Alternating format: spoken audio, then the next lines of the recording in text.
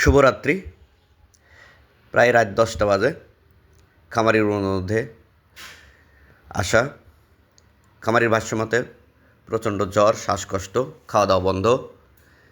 এসে তার শারীরিক অবস্থা পর্যবেক্ষণ করা হয়, পরীক্ষা নিরীক্ষা করে তার তাপমাত্রা রেকর্ড করা হয় এবং তার শ্বাসকষ্টের কী অবস্থা স্টেথোস্কোপের মাধ্যমে সেটিও পর্যবেক্ষণ করা হয়।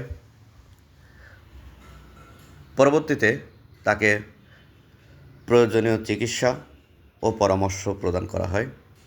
খামারিদের প্রতি আহ্বান, আপনার গবাদি পশুর যে কোনো সমস্যা মনে হলে যত দ্রুত সম্ভব নিকটস্থ একজন ভেটেরিনারিয়ানের শরণাপন্ন হন। সঠিক পরামর্শ, সঠিক চিকিৎসাই পারে আপনার প্রাণীকে সুস্থ রাখতে।